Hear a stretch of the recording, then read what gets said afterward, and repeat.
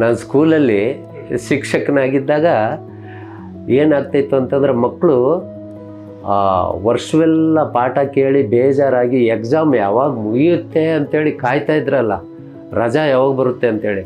ಆ ರಜಕ್ಕೋಸ್ಕರ ಅವ್ರು ಹೇಗೆ ಕಾಯ್ತಾಯಿದ್ರು, ನಾನು ಕೂಡ ಅದೇ ಥರ ಕಾಯ್ತಾ ಇದ್ದೆ ರಜಕ್ಕೋಸ್ಕರ. ಆವಾಗ ರಜಾ ಬಿಟ್ಟ ತಕ್ಷಣವೇ ನಾನು ಪೇಂಟಿಂಗ್ಸನ್ನು ಮಾಡಲಿಕ್ಕೆ ಕೆಮ್ಮಣ್ಣುಗುಂಡಿಗೋ ಅಥವಾ ಹಂಪಿಗೋ ಹೀಗೋಗಿ ನಾನು ಪೇಂಟಿಂಗ್ ಮಾಡೋ ಅಭ್ಯಾಸ ನನಗೆ ಜಾಸ್ತಿ ಇತ್ತು.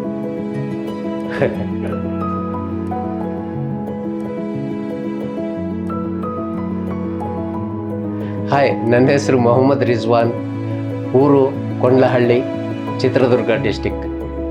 ನನ್ನ 7ನೇ ವಯಸ್ಸಿನಿಂದ ಚಿತ್ರಕಲೆ ಪ್ರಾರಂಭ ಮಾಡಿದೆ. SSLC ಆದಮೇಲೆ ಬೆಂಗಳೂರಿನ ಕೆನ್ ಕಲಾಶಾಲೆಯಲ್ಲಿ ಸೇರಿಕೊಂಡೆ. 5 ವರ್ಷ ಡಿಪ್ಲೊಮಾ ಮುಗಿಸಿ 88ಅಲ್ಲಿ ಜಾಬಿಗೆ ಸೇರಿಕೊಂಡೆ ಚಿತ್ರಕಲಾ ಶಿಕ್ಷಕನಾಗಿ.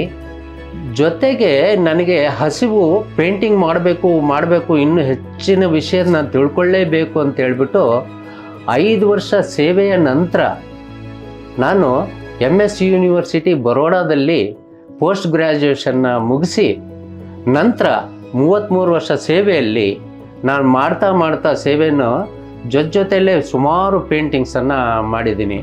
ಅಲ್ಲಲ್ಲಿ ಪ್ರವಾಸವನ್ನು ಹೋಗ್ತಾ ಜೊತೆಗೆ ಮನೆಯಲ್ಲಿ ಕೂತ್ಕೊಂಡು ಕೆಲಸ ಬಹಳ ಮಾಡಿದ್ದೀನಿ.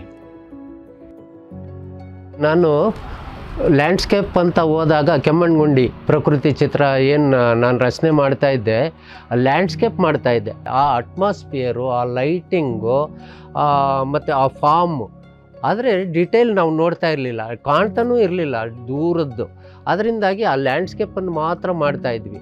ನಂತರ ಮನೆಗೆ ರೂಮಿಗೆ ಬಂದಾಗ ಮತ್ತೆ ನಾವು ಅದನ್ನು ನೋಡಿದಾಗ ಮತ್ತೆ ನಾವು ನರ್ಸರಿ ಅಂದರೆ ವಾಕ್ ಹೋಗ್ತಾಯಿದ್ವಿ. ವಾಕ್ ಹೋಗುವಾಗ ನರ್ಸರಿ ತೋಟದಲ್ಲಿ ನೋಡೋಣ ಗಿಡಗಳು ಮರಗಳು ಅಂತೇಳ್ಬಿಟ್ಟು ಅಲ್ಲಿ ಹೋದಾಗ ನನಗೆ ಈ ಥಾಟ್ಸ್ ಬಂತು. ಆ್ಯಕ್ಚುಲಿ ನೋಡಿ, ಎಷ್ಟೊಂದು ಗಿಡಗಳಿದ್ದಾವೆ, ಕೆಲವು ಡಿಪೆಂಡ್ಸ್ ಗಿಡ ಇದ್ದಾವೆ, ಕೆಲವರು ಸ್ವತಂತ್ರವಾಗಿ ಬೆಳೆದಿದ್ದಾವೆ. ಆ ಸ್ವತಂತ್ರವಾಗಿ ಬೆಳೆದಿದ್ರೂ ಕೂಡ ಇವು ಡಿಪೆಂಡ್ಸ್ ಆಗಿದ್ದಾವೆ. ಆವಾಗ ಡಿಪೆಂಡ್ಸ್ ಅನ್ನೋದೇ ಕಾನ್ಸೆಪ್ಟ್ ತಗೊಂಡು ನಾನು ಸುಮಾರು ವರ್ಕಲ್ಲಿ ಮಾಡಿದೆ, ಒಂದು ಬಾಡಿ ಆಫ್ ವರ್ಕ್ ಮಾಡಿದೆ. ಆವಾಗ ಏನು ನಾನು ತಗೊಂಡೆ ಅಂದರೆ ಬಳ್ಳಿಗಳು, ಹೂಗಳು, ಅದರ ಎಲೆಗಳು ಎಷ್ಟು ಫ್ರೀಡಮನ್ನು ಪಡ್ಕೊಂಡಿದ್ದಾವೆ. ಡಿಪೆಂಡ್ಸ್ ಇದ್ದರೂ ಕೂಡ ತನ್ನ ಸ್ವಾತಂತ್ರ್ಯವನ್ನು ಬಿಟ್ಕೊಟ್ಟಿಲ್ಲ. ಅವು ಕೂಡ ಅದರಿಂದ ತೊಂದರೆ ಏನೂ ಆಗಿಲ್ಲ. ಯಾಕಂದರೆ ದೊಡ್ಡ ಮರಕ್ಕೆ ಇದು ಯಾವ ಮೂಲೆಗೆ ಅದು ಸಪೋರ್ಟ್ ಮಾಡ್ತಾ ಇದೆ. ಇಲ್ಲಿ ಒಂದು ಈ ಪೇಂಟಿಂಗ್ಸನ್ನು ನೋಡಿದರೆ ನಾನು ಆ ಬಳ್ಳಿ ಆ ಕಂಬಕ್ಕೆ ಅಂಟ್ಕೊಂಡು ಹಂಗೆ ಒಂದು ಇದರಲ್ಲಿ ಕೆಳಗಡೆ ಬಳ್ಳಿಗಳು, ಅವು ಸ್ವಲ್ಪ ರಿಯಾಲಿಸ್ಟಿಕ್ ಮಾಡಿ, ಹಾಗೆ ಸ್ಕೈ ಮತ್ತು ಆ ಫ್ಲವರ್ ಜೋತ್ ಬಿದ್ದಿರೋದು, ಆ ಲೈವ್ನೆಸ್ಸನ್ನು ನಾನಿಲ್ಲಿ ಈ ಪೇಂಟಿಂಗ್ಸಲ್ಲಿ ತರಕ್ಕೆ ಪ್ರಯತ್ನಪಟ್ಟೆ. ಮತ್ತು ಇದು ಸ್ಕೈ ಜೊತೆಗೆ ಮರ ಬಿಟ್ಟು ಇನ್ನೇನು ಒಣಗಿ ಬೀಳ್ತಾ ಇದೆ, ಇದೆಲ್ಲ ಒಣಗಿರೋದು. ಮತ್ತು ಈ ಕಡೆ ಮತ್ತೆ ಬಳ್ಳಿಗಳು ಇದ್ದಾವೆ. ಹೀಗೆ ಕೆಲವು ಒಣಗಿ ಆ ಎಲೆಗಳು ಚಿಗುರಿದೆ, ಕೆಲವೊಂದು ಚಿಗುರ್ತಾ ಇದೆ, ಕೆಲವು ಒಣಗಿ ಬೀಳ್ತಾ ಇದೆ. ಈ ಒಂದು ಫಾರ್ಮನ್ನು ಇಟ್ಕೊಂಡು ನಾನು ಇಲ್ಲಿ ಪೇಂಟಿಂಗ್ಸನ್ನು ಮಾಡಿದೆ. ಇದು ಈ ಪೇಂಟಿಂಗ್ಸು ಜೊತೆಗೆ ಇದು ಮರ, ಕಪ್ಪು ಮರ, ಟೆಕ್ಸ್ಚರ್ ಇದೆ, ಬಟ್ ನಾನು ಟೆಕ್ಸ್ಚರ್ ಮಾಡಿಲ್ಲ ಆ ಮರಕ್ಕೆ.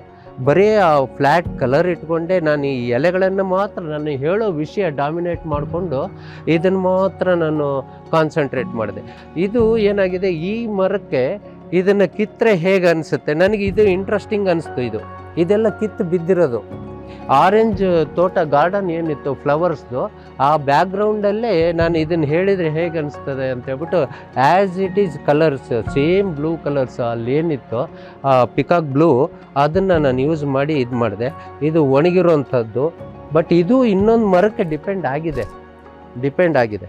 ಇದು ಅಷ್ಟೇ ಡಿಪೆಂಡ್ ಕೆಳಗಡೆ ಆಗಿದೆ.